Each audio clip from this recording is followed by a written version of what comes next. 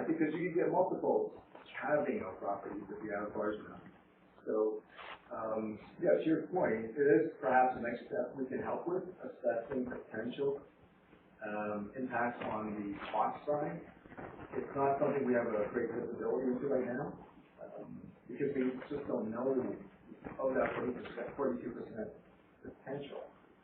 How many have actually, like, because of the layout or other constraints that they just don't have the ability to cope with. Maybe I just can also mention that 42% that you were asking about, those percentages, that's for all the homes in the village of Belcarra. What we're talking about is the, when we go and we break it down, we're suggesting that we go from a half acre to a quarter acre in the RS1 zone, not the whole area of the village. RS1 zone. That's just really downtown Belcarra, right? Yeah. Oh, by the gas station? For the high rise. Close to the boat at water. To the hospital. Right next to the lift. Yeah, and I think it's important to reinforce, council's not going to make any decisions without not only an immense amount of engagement, but also both sides of the equation for the negative and the positive. I will offer what I find is, as I've learned anecdotally from other mayors, they advise against new development outside of existing infrastructure as being cost neutral, but where you have existing infrastructure, that's where you have the net benefit for revenue generation. And so if you don't have to build new roads, you don't actually have the cost of supporting that new infrastructure coming, that's where you get to put cash in the bank. I'm no engineer, just I'd offer that one piece that's probably in part why you see the conversation being as highly prioritized versus some of the other opportunities for revenue generation. But it won't be lost, and the negative impact has to be considered in every proposal. And before we leave this, sorry, I mentioned that in passing, but development cost charges, if you look that up, that'll help. It's something that the village isn't fully taking advantage of, even maybe not as partially. There's cost recovery being done, but this is different. It's development cost charges, PCC. I just wanted to mention one thing about the densification. When we did the first pass at the numbers that might look at subdividing, we came up with 16 properties. We're not talking about an awful lot. So the numbers of 42% are, let's just say theoretical. The practical size was more like 16. So that was the, just to clarify that, that's the category of, we have 34 properties that are 1 to 2 acres in size, and 16 of them are in the RS1 zone. 16 one place. And 18 are in the northern part of the Ferricove area. So there are 16 that are that size of 1 to 2 acres, and then 18 that are in the size of.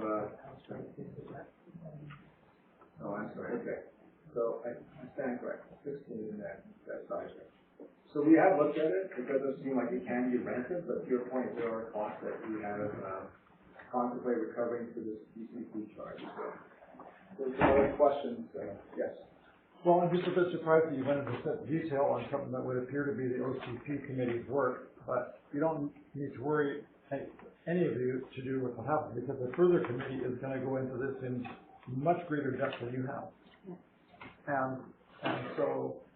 And then the council will decide what they'd like to do.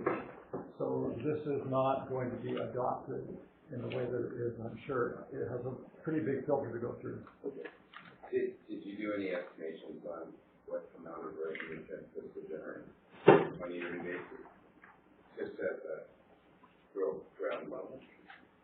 No, and I'll tell you why. We've done we're running to ground some of the financials on buildings, and this will impact buildings that we're contemplating. But on this one, it really is a significant variable, but we can definitely provide as a follow-up. No, it's just based on just a lot, even 16 taxes. But again, depending on one family has approached us, they want to have 2 lots from their existing one here for the Stonses, whereas others may just want to have one lot. So it's difficult to necessarily pin down, but we can just work on that. Just for perspective on that, Anmore's charging $150,000 of the CAC for its subdivisions, and that's attached directly into the bank for this application. So we've got a targeted number and a potential number that big potential there. But that's as a comparator for what the cost could be for new value creation of a lot. They figure $1 million being created by the new property, $150,000 hard cost, that benefited $150,000 in asset value to the subdividing lot. Yeah, that's in the center of more questions. Yeah, thank you. First, thank you for the work. Appreciate getting the report back.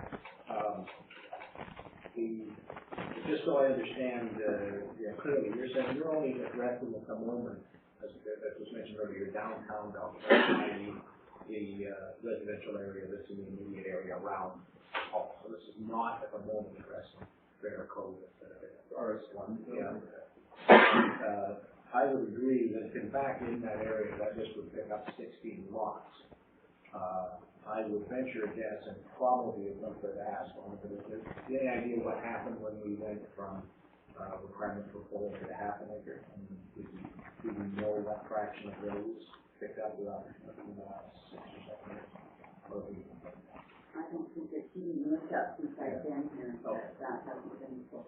Anyway, I would just say this is not going to be a land sale rush. What typically happens is a lot of people are very happy with what they have. Others have, family situations or unique circumstances where they would very much like an opportunity. I think that's a factor that you should consider. But anyway, I would suggest that if we make 16 available for this process, if we see 8 of them within 6 or 7 years, that'd be impressive. I'm likely to move that quickly. But that's just a comment about those that may fear this landslide of response. I'd also comment that this possibility was considered previously, and when the previous council moved to the half-acre model, it was well aware that ultimately we would move in the direction you're recommending, but it wanted to see what the consequences of making an initial step to particularly now that water is available. Operate this slightly smaller property. I do have a question. I've been looking at the numbers here. So it looks like we have a vast number, as you lay out here, that 58% of the properties in this village wouldn't qualify anyway. So that 3 out of 5 are not impacted in terms of their potential to split the property. Will you also be looking at issues such as stratification? Because I have talked to people who are very interested in coach houses, but coach houses where some rights could be, held by the people in the coach house. Has that topic come up yet? Well, I'd say we haven't considered that. But if there's a desire, we can definitely add that to one. I'll write to you. Okay. Within the current zoning, you already have the ability to build coach houses. Yeah. And that does provide some tax to the village, but other than that, it really isn't much of a tax generator for the village in terms of revenue. I mean, even where other people subdivide, those numbers are relatively small to the issue of what the road ends can be. Oh, yeah. Because, we're talking about an order of magnitude or more in terms of dollar value to the village. Yeah. So without the quarter acre zoning, the road ends are probably a non-issue. And the reason we brought this up, not to jump the OCP, we have spent between 3 of us probably 100 hours apiece on this. There are a ton of little details that have to be brought over, and I think we're over the hump in terms of the barriers to being able to develop the road ends. And we're going to be reporting on that later. But without the quarter acre, we don't want to continue to spend a ton of time, which is, 100 hours? well, I figure there's going to be at least another 100 hours because each site has to be revisited and documented uniquely. That's the level of detail that we have to do to get over the barriers. So without sort of some direction, a lot of time spent. Very much, again, I very much appreciate the time you put in that. I am well aware of how complex this gets. And that's one of the reasons when we make this sort of step, that not everybody takes it up. Because it actually is very complex and difficult. It's not a magic wand just because the village suddenly will allow quarter acre, it comes to that conclusion of quarter acre. Yeah. I'll add to this before next one, that to your point, this word is not duplicating, nor is it lost.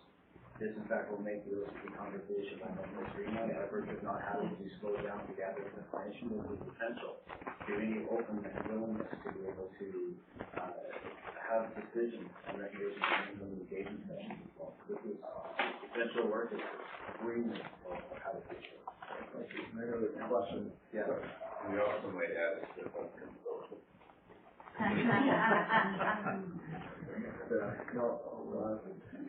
A word of thank you though to Councillor Craig for bringing up that point that I neglected is just the changing dynamics for the village population. That there's a growing desire to have the ability to build additional housing for family guests and so on. So that's, I think, yeah, and that is simply what it is, because people tend not to leave here as frequently as they'd like to be. I'm not saying they don't, but people tend to like the area, so they'll tend to stay. We all know what's happening in terms of property values and the pressure that puts on new generations in terms of having a home. So I think it's a factor we really should keep. question to that.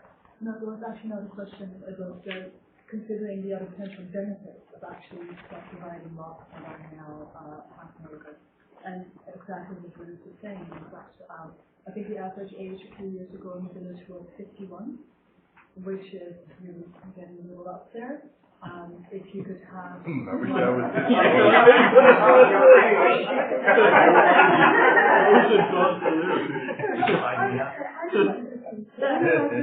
I'm thinking of younger bloods, people I don't consider myself in that category.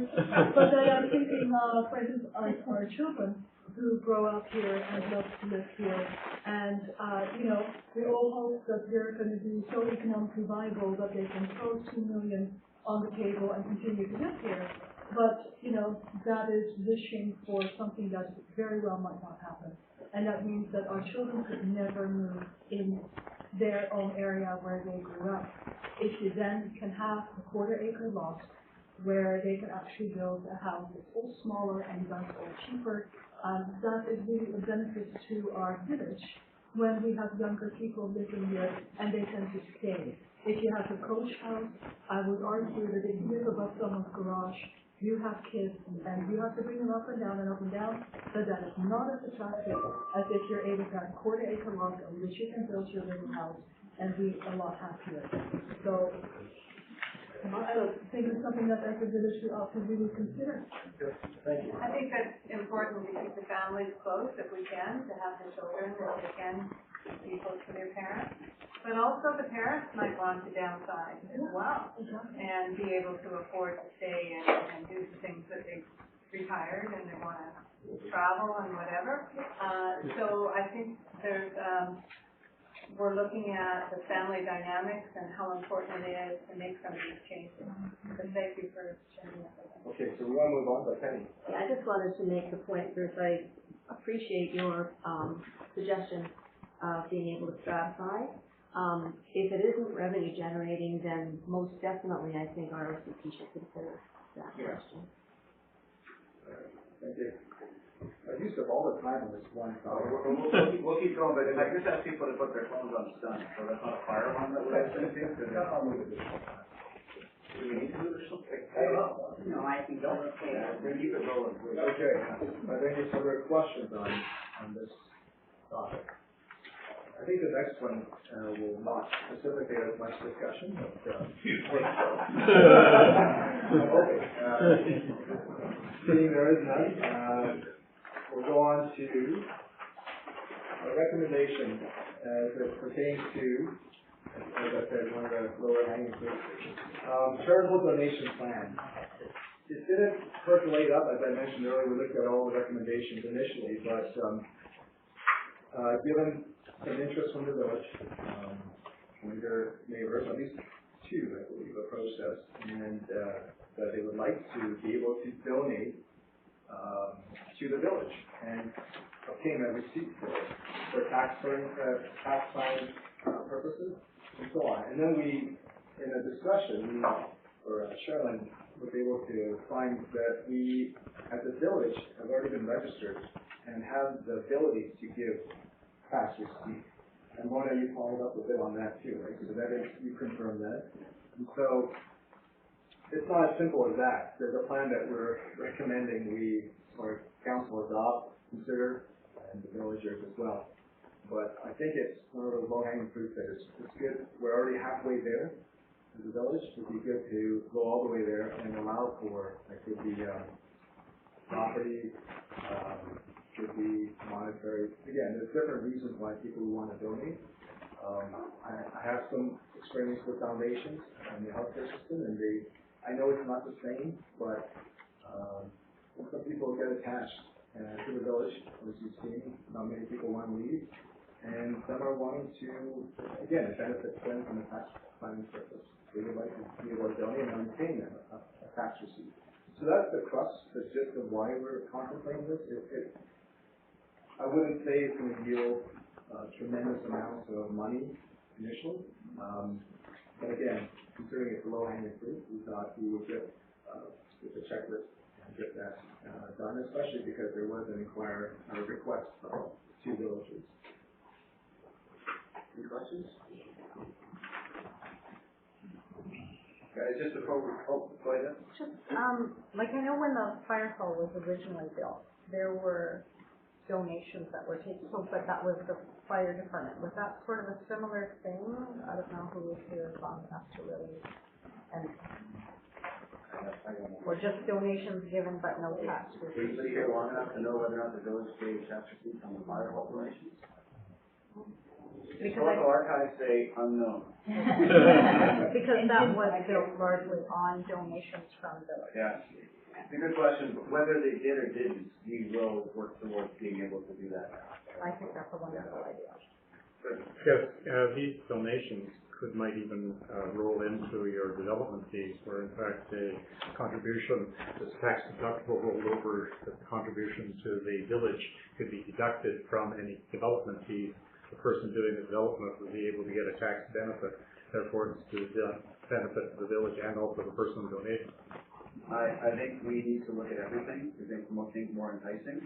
There's no reason not to make it as enticing as possible. I cannot speak as to what the precedent allows for within the structure. I mean, every municipality is doing their own, but I seem to hear it's fairly consistent in the structure. So there may be overarching rules that we have to follow, but we've got to do everything we can to make it enticing. Are there any concerns about us? We're already there, like at the halfway in terms of being registered now, which is recommending going the extra. There's no concerns. I'm just going to extend on that with the charitable donation plan once we get it launched and we have all the pieces in place.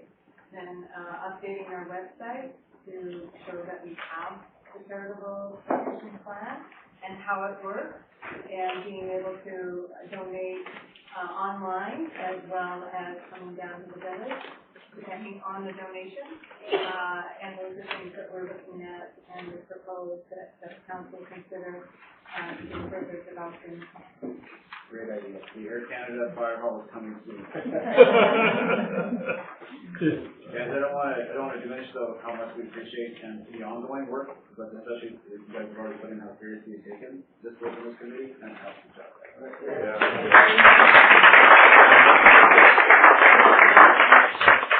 I'm going to make a motion to separate these 2 items so they're together on the agenda, just allowing for feedback on both. We're going to take a quick second vote.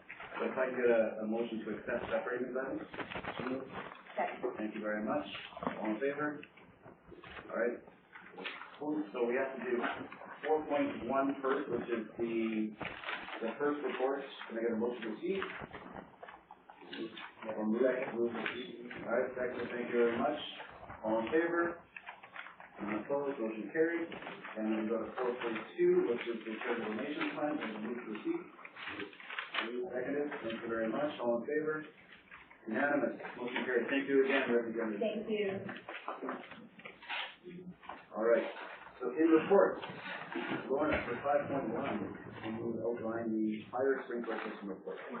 Yes, Your Worship, I was asked to bring information back to council on, in the form of a bylaw, actually, to be able to implement, pass a bylaw that would require unit homes or major renovations to have sprinkler systems. And so when reaching out to the Building and Safety Standards Branch, the Office of Housing and Construction, the Ministry of Municipal Affairs, they said that we can't do that because it would have no legal effect. And what the province is doing, because this is being asked by municipalities in the province, so they are looking at an overarching regulation that would come within the ministry to allow municipalities to be able to do that. So it is coming. I don't know how soon that will be, but currently we are unable to pass bylaws like that. So, you see? Second. Thank you very much. Discussion?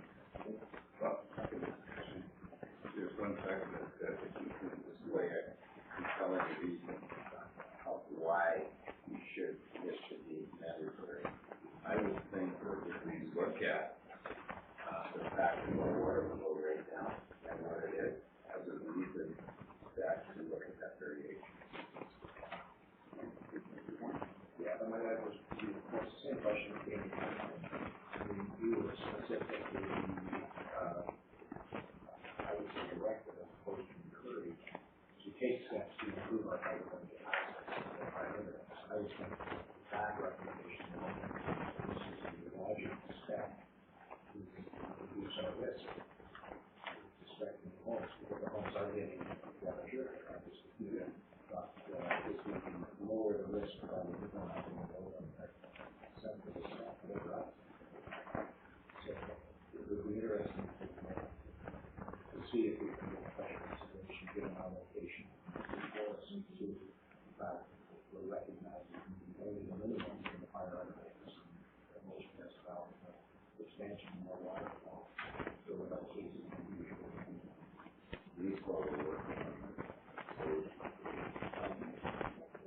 Your communication as to when they may have that national policy revised? I've been, it sounded like within the next year. And also it sounded like it's very complicated to initiate this other step. That doesn't mean you couldn't do it, but they might both come in at the same time. Wait, they just need to get one of our committees on it. Our committee could handle this thing a lot faster than we are. Okay. Any questions from the gallery? Right. My understanding is that Port Coquitlam requires it, and Vancouver requires it. Why? Vancouver, How did they be separate?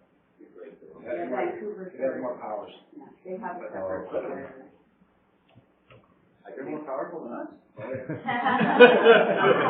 I've been telling everybody town for town where the toughest jurisdiction are. So for sprinklers. We're watered down. I think the issue there is that the legality of somebody challenges it in court, and that happened, I believe, in Delta. And Delta ended up having to pay back all the people, I believe, that were required to put them in for every installation. So I think it comes down to a judge. But I think the best way to do it is to take a look at this special provision that we have. Sure. So we need to make a motion to refer back to staff to investigate further, go after loopholes, all right, take advantage of gray areas. I'm happy with the law. Suggest word, and I just think we need to stop with the open middle left. Yes. Okay, so do you need a motion? I would appreciate it. Okay, so moved. All right, thank you very much. All in favor? None opposed? Motion carried. No discussion. Just wait, whatever you want. There's been a conversation also, I understand, between Jim and Martin, and then yes, Mike is for you as well. Thank you. then, we need to probably move, have we moved to receive this? We have. Yeah. So if I could just get a motion to, do that. So we ask you for that. Yeah, we move it. Seconded. All approved? None opposed? Motion carried. Question on the procedure, when we're going to, tell me I can't raise it. I just wanted to go back briefly to the presentation we had for the revenue generating committee. The question of, whether you put in hundreds of more hours, it seemed to me was hinging on the probability that 50-foot lots and quarter acres would ultimately be acceptable to council. We didn't answer that, and I agree with the comment that the mayor made, but then again, some of the audience made, that there are other filters this has to go through, and obviously, zoning committees, the OCP is one of those processes. However, I do think it might be helpful, because I don't know what your plans are, but it might be helpful to get an indication of council's disposition at this time, recognizing it could change after, seeing reports from the OCP. Just an indication of how likely it is to be taken seriously, because I think if nobody's in favor, that sends you one signal. Whereas others think it's an intriguing idea, that may be helpful. Anyway, I first just asked Warner whether It would have to be a notice of motion. And so, if you want to make a notice of motion, no problem. I would add in advance of the notice of motion, not to strike it. Yep. The intent by council even encouraging the revenue committee in the first place, and its openness to every idea you can think of, I hope would be taken as a positive indication as to willingness to look at everything as an opportunity. And so this is supporting the notice of motion. It just may make it unnecessary, because the notice of motion won't carry any more weight, unfortunately, than an open engagement would. But the fact that we've already got you empowered to look at this is an active, ongoing level of support. Would hopefully communicate our confidence that that message wants to be heard. And if that's not enough, feel free to put a notice of motion on it. Yeah, no, I think you're talking about exactly the issue that I wasn't sure we had conveyed sufficiently to people to be about. I'm very serious when I say, council's decision doesn't happen until after the OCP, until it makes a decision. But, if I were you, I don't know how many hours I want to put in, unless I was confident it's worth the effort. At least a serious consideration. If I may, on that note, it's helpful for us to hear that and reaffirm our mandate, but we are reaching a point where the level of our expertise is such that some of the legalities around this may require an official, more, it could be a legal opinion, I won't just defer that, or a recognized consultant, expert in this area. So we're getting to that point, and that's why from our committee minutes, we also understood from Lauren's guidance too that any dollar spent, because all our hours are free, but in getting that opinion, I'm deferring to again an expert opinion, it will impact how we proceed. So we're almost at that point as well. If I could add in response to that, the opportunity to present the need for a third party, whether it's consultant or legal opinion, it's an opportunity for the council to show the policy support. Yeah. And so that would be your next gate, would be to come back and say, we've got to the point where we need to invest, this is the budget we think it will be, and then we can discuss and approve continued investment. Excellent, thank you. Okay, so that would be another gate for you to have confidence that there's support as well. Okay. Another comment? Just the comment I had, I would assume that it's around the legality of selling road ends. This is where. No. Or is that already, have you already determined that is? There's three types of road ends in the village that have to be dealt with. One of them, I'm pretty sure, we're 99% sure that we've overcome all of the barriers. And everybody knows about the water ones, and there's some interesting wording challenges, and those came up in the 2014 report. And I would say probably at this point we're 95% sure we're over all of those. The ones we haven't looked at in enough detail yet, because they require 2 more acts for us to read through, and those are the ones that are adjoining the parks. Now, the nice thing about the latter one is that those are the ones with the least value. They do have some value in a few cases, but not overall in the big picture. So we're close to defining the question that we need very specifically answered. in the first two cases. Great. And if it had been 2 weeks later, we probably would have had it for this council as well, for this meeting. Can I put the question to you on the committee then? Are you comfortable in our feedback to continue to the next point where you would request approval for investment into a third party? Or would you prefer just to be a notice of motion, which I caution you, doesn't actually carry teeth? I just want to get your feedback so that Bruce can make a decision first. Well, I think we're fine with what's been shared. We don't need a further notice, motion. I thank you for explaining it in that fashion. Thank you. Yeah, in the back. Could the committee quickly explain when they're talking about the lots closest to the park within Sally, which ones are you talking about? There are special rules within the two acts that deal with parks and road ends that are adjacent to parks. When you want to dispose of them, there's some rules, special rules that you have to deal with. The thing about the value is that if you take a look at size and like who could you sell this thing to make some money, they're the ones with the least likely revenue. If I can just interject, so this isn't the best place to have that conversation, so if I can just offer a couple of different options. One is just after the company tonight, have a quick offline chat. The second thing is that road ends report, which identifies every road end in the municipality, is on the website as well. And so there is a full documented study done that shows all the different road ends, which will back up a conversation that we can have with the community. All right, just not to have that conversation holding back the rest of the meeting, so that's okay. All right, thank you. So meanwhile, back at the ranch, I think we can move on to 5.2. All right. So Lorna, the designated anchorage area report, please. Yes, Your Worship.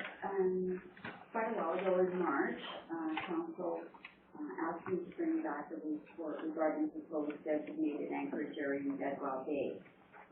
As most of you know, Port Moody implemented a designated anchorage area, and currently the districts of North Van and ourselves are looking at doing that also, because what happened when Port Moody implemented their designated anchorage area, it just moved the boats out to the other areas. I've attached to my report a map that shows, just for interest, I included the one that also shows the Cove area as well as the Bedwell Bay area. Those areas are designated by port. Port sets what area we may have and ask them for a designated anchorage area. Jason Crowder is here tonight. He's the manager of marine operations and fleet for the port. So you may have questions for him. And he's here to answer questions with regards to the report. So if you've read the report, you'll see it's quite extensive, and a lot of work has gone into identifying what is required to have a designated anchorage area, the various costs depending on the council's ultimate decision on the type of process that we would implement for it. In speaking with the CAO for the district of North Van, they haven't confirmed, but they're working on the idea that they won't charge for boats to be moored for 4 days, because they think the administration costs would outweigh the value of trying to have that implemented. They've also indicated that they will work with us as far as, you don't have a boat, so how would you go out and monitor that? And the boats that are out there, they said they will work with us on that, as well as the port has indicated they will provide significant support in us moving forward.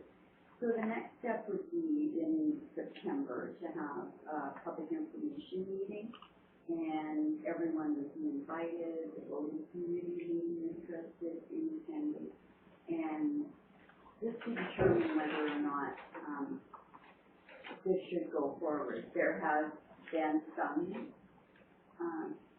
information received, and not everyone is in favor us implementing a designated anchorage area.